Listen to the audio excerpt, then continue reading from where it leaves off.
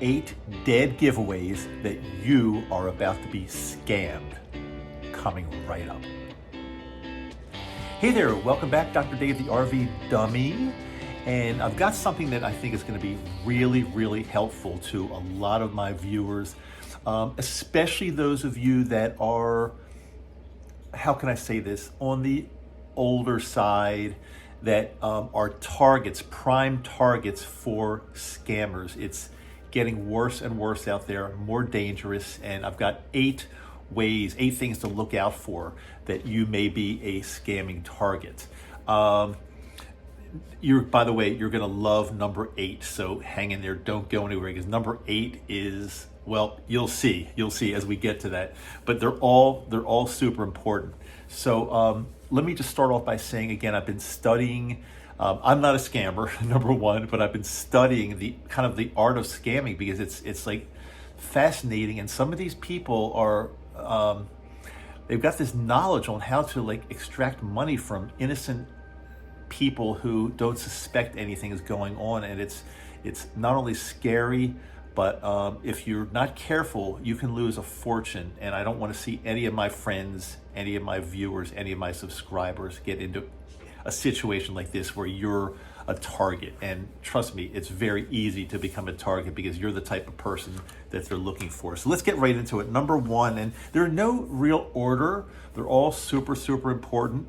Number 1 is if you get a call from a company such as Microsoft, Apple, Google, if they call you and tell you that something is going on, something's going wrong with your computer, with your account, with your email, whatever it might be, that's a tremendous red flag for a scam. They just simply don't call you. Microsoft is not going to call you and tell you that something's wrong. It just doesn't happen that way. The same thing with Google, YouTube, Gmail, whatever it might be, Apple. They're not calling you. They will, of course, if you need to call their support and you talk to somebody that's legitimate, that's a whole different story. But to get a call out of the clear blue sky from one of these companies, that is a tremendous, tremendous red flag. Be very, very careful and follow the other 7 things I'm about to tell you as well on this, and you'll probably be okay. Number 2 is similar. You get an email, a phone call, or a pop-up telling you there is some type of a problem. Again, this can happen, especially with a pop-up on your computer. What these scammers are doing is they're looking for people that are, again, prime targets.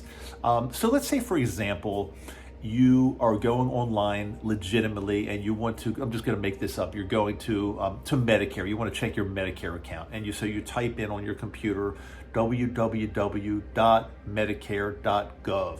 Now, if you somehow misspell something, it could take you to a site that appears to be Medicare, but a scammer has set it up. And this could be anything, for any type of site. I'm just making up Medicare now.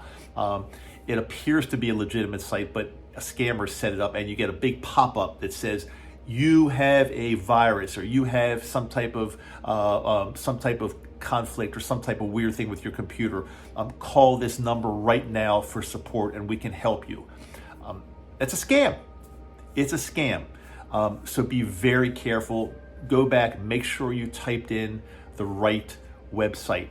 You should actually not be typing in websites every time you go to a website. You should have your browser bookmark and memorize your websites that you go to frequently, and every time you go to one, you shouldn't have to type it in, because that can become dangerous. If you do misspell or have a typo there, that can be very dangerous. Sometimes these pop-ups can be very malicious, and they can actually freeze up and screw up your computer. So please be very, super careful typing in any website that you're going to. Super, super careful with that. Number 3, if you get some type of a message through a messaging system, whether it's a Messenger, Facebook, whatever it might be, that says, and sometimes these appear to come from friends. That's why this is really scary, especially some people that are older and unsuspecting, because these scammers will clone somebody's account that you know, so it looks like it's coming from a friend of yours, but they typically, the way the scam works is they'll tell you, that they just got all this money from this grant. Do you know about it? It's a government grant that many people don't know about, but they want to share this information with you because they want you to get the information as well. And again, it ostensibly seems like it's coming from a friend, but it's really not. It's coming from a cloned account. Be extremely careful. Just ignore and report those scams or those cloned accounts to Facebook. Another red flag would be that if you get a friend request from a friend of yours that you're already friends with on Facebook, be very suspicious about that, because chances are it's a cloned account, and be very careful before you accept a friend request from somebody that you're already friends with and know that you're friends with on Facebook. Number 4, this is a tremendous one. If you get too deep into the scam and you're a nice person, you're unsuspecting, you think everybody's nice and everybody's out looking out for you. If they ask you they need to connect to your computer to do something. So they install some type of a little app on your computer, and they say, click here and I'll be able to connect to your computer. Never do that.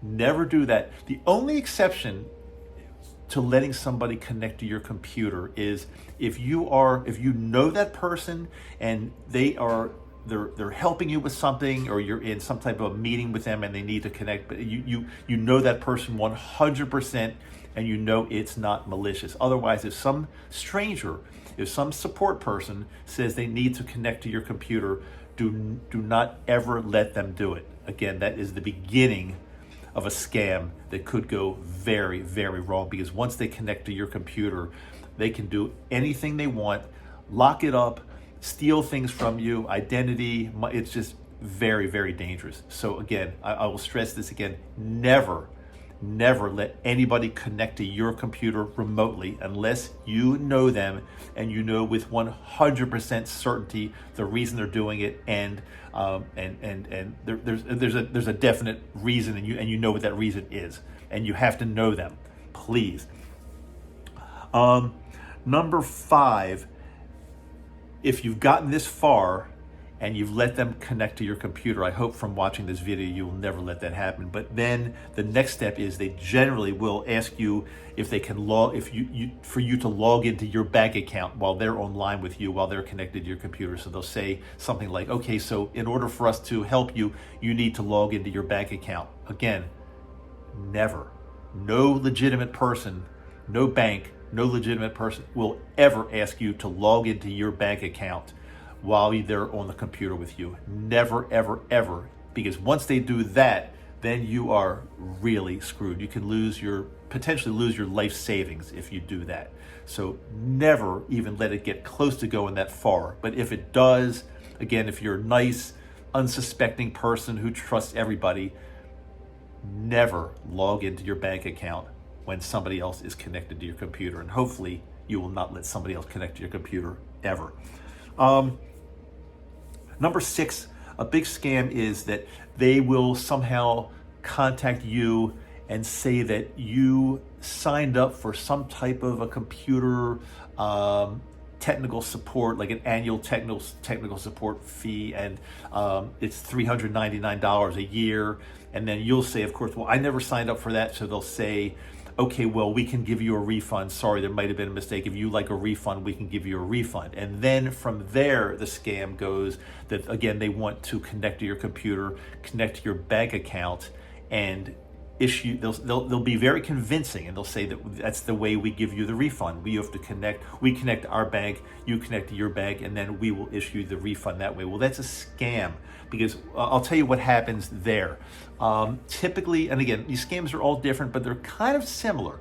Typically what will happen at that point, they'll say that you're due for a $399 refund, but the scammer on the other end will type in a number and they'll give you, let's say, $3,000 refund. Now, they have a way of doing this, and they're not really giving you this refund. They have a way of going in and editing the code on your computer if they're connected, and it'll look like they've given you $3,000. And then they'll say, oh, I am so sorry, I made a tremendous mistake, and you need to refund me this money that I gave you by accident, or else I'm gonna lose my job and my family's gonna go hungry, and they make you feel really horrible. And then, again, a nice unsuspecting person will say, okay, well, yeah, I'll refund you the difference. And it turns into a tremendous mess. So I don't even let them ever get to the point where they're getting close to that. But again, just so you know, that's the scam. They'll give you the refund, which is a fake refund. They have a way of making it look like a refund. They'll give you the fake refund, but they'll overdo it. And then they're going to start crying and say they made a horrible mistake, and they're going to ask for money back. And that's when you really get screwed. That was number 6. Number 7, again, if you get to this point, which I hope you never do, and somebody asks you to pay them because you owe them money now, they're going to ask you to pay them in some type of a gift card, like an Apple gift card, Apple Store gift card, or a Best Buy gift card, or a Walmart gift card, or iTunes gift card. Again, tremendous red flag. A lot of times they'll say to you, how far are you from Walmart? I will stay on the phone with you while you drive over to Walmart and purchase $2,000 worth of gift cards, and then I need you to give me the code on the back of the card. They're so desperate to scam you, they will do whatever it takes, and they'll connect with you, and they'll bond with you, and they'll start giving you compliments like, oh, you're so smart, you're so nice, you're such a great person. How far is the closest Walmart? I need you to drive over there right now and get these gift cards from me. Again, gift cards are a tremendous red flag. Never, ever, ever buy a gift card when somebody says that's how I want to get paid. Never do that. The only time you ever buy a gift card is if you truly want to give a friend of yours or a family member a gift. Otherwise, never use a gift card to pay somebody. That is a scam. Number 8, this is the last one. This is where I'm going to get some pushback, but I've got to tell you this. It's true. It has nothing to do, I don't care if it's politically correct or not. I don't really give a damn, because if the person that you're talking to on the other end of the phone has an Indian accent, and they're doing any of the above things, any of the above 7 things, then chances are it's a scam. Now, before I get crucified and say that I'm a racist, number 1, I'm not a racist, but most of these most of them, not all, but most, the overwhelming majority of these technical scams on the computer aimed at elderly people are coming from India. It's just a fact. So if the person has an Indian accent and they're asking you some of these questions or trying to get you to do some of these things that I've just mentioned, again, that pretty much confirms that it is a scam. Now, that does not mean if you call a legitimate tech support, if you're calling, let's say, Microsoft tech support, and you call them and you're sure that it's actually Microsoft. Again, there are a lot of fake numbers out there that you might get the wrong person. But if and it happens to be an Indian person, an Indian accent on the other end of the phone, or you're calling some type of tech support, that does not mean they're a scammer. But if any of these other 7 things are taking place, any of them, and the person has an Indian accent, you can rest assured that there's almost 100% probability that you are being scammed. So again, it's not a racist thing. I don't care if it's politically correct or not. It's just a fact that that's where these scams are coming from. They're coming from India, and the person will tell you, generally, if you ask them, they will tell you they're in California, they're in New York, they're in Texas. They will make it sound like they're in the US, but no. 99.9% of the time, or close to 100% of the time, that's about as close as you can get, they are somewhere in some back room in India scamming people in the US, in the UK. Those are the 2 main places they're scamming. I believe probably Australia. They're aiming at people that speak English as their primary language, and they're trying to get you, and they're trying to take your possible life savings away from you. Be very, very careful. I know this video had nothing to do with RVing, but in a way, my audience is, again, a lot of my RV friends are on the older side, and we are, including me, we are targets of scammers, and we have to be very, very careful. I've been doing some research into this over the last quite a while, and it fascinates me. It's very interesting, but on the other hand, it's really, really scary, and it's not getting better. It's getting worse. So that's what I have to say today. By the way, one more thing I just thought of, it wasn't really on my list, but what they're doing, they're also cloning numbers. So if you get a call from a number that looks familiar to you, or maybe it looks like it's coming from your area code or your neighborhood or whatever, and it sounds like it's one of these deals going on, chances are it's a spoofed call from India or some other place, but they're able to, technologically, that's not a word, I know it's not a word, but we're able to, and I know how to do this too, I just don't do it. We're able to make any number appear on a caller ID and make it look like it's coming from a friend, a neighbor, but chances are it could be a spoof call, a scam. Be super careful. If you have any questions at all, put them in the comments. If you like what you heard today, give me a like, subscribe. I've got a lot more fantastic things coming out for you this year. Hoping for great things for you. Dr. Dave, the RV Dummy. See you soon. Very soon.